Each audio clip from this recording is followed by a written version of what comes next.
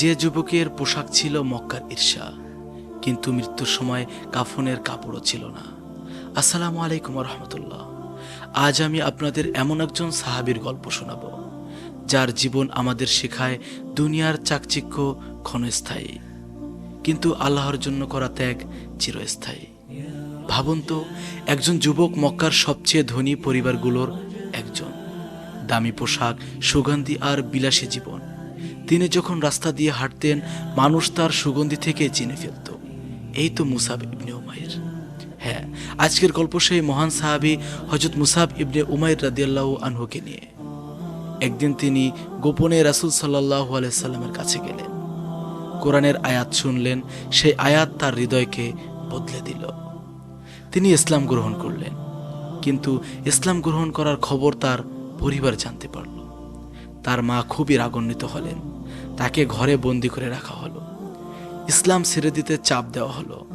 বলা হলো, যদি ইসলাম না ছাড়ো তাহলে তোমার সব সম্পদ, সব আরাম আয়েশ কেড়ে নেওয়া হবে। একবার ভাবুন, একদিকে ছিল অঢেল সম্পদ, আরাম, সম্মান, অন্যদিকে ছিল কষ্ট, অনিশ্চয়তা আর আল্লাহর সন্তুষ্টি। মুসাব রাদিয়াল্লাহু তাআলা আনহু দুনিয়াকে নয়, আল্লাহকে বেছে নিলেন।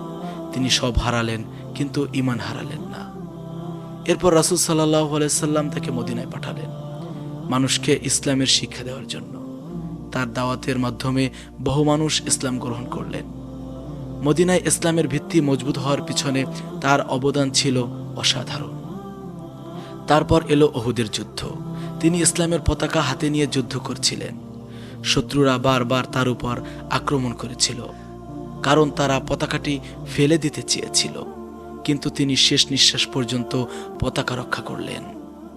অবশেষে তিনি শাহাদাত বরণ করলেন। সবচেয়ে হৃদয় বিদারক দৃশ্যটি তখন দেখা গেল। যে যুবকের পোশাক একসময় মক্কার মানুষের ঈর্ষার কারণ ছিল, তার জন্য একটি পূর্ণ কাফনের কাপড়ও পাওয়া গেল না। মাথা ঢাকলে পা বের হয়ে যেত, আর পা ঢাকলে মাথা। রাসূল সাল্লাল্লাহু আলাইহি সাল্লাম নির্দেশ দিলেন, মাথা কাপড় দিয়ে ঢেকে দাও, আর পায়ের দিকে ইস্কির ঘাস দিয়ে ঢেকে দাও। প্রিয় ভাই বোনেরা, আজ আমরা দুনিয়ার জন্য কত কিছুই করে থাকি, কিন্তু মুসাব রাদিয়াল্লাহু তাআলা আনহু আমাদের শিখিয়ে গেছেন, দুনিয়ার সম্পদ একদিন শেষ হয়ে যাবে। আল্লাহর জন্য করা ত্যাগই হবে চিরস্থায়ী সম্পদ। আল্লাহ তাআলা আমাদের এমন দৃঢ় ঈমান, ত্যাগের মানসিকতা এবং তার সন্তুষ্টিকে দুনিয়ার সব কিছুর উপর প্রাধান্য দেওয়ার তৌফিক দান করুন। আমিন।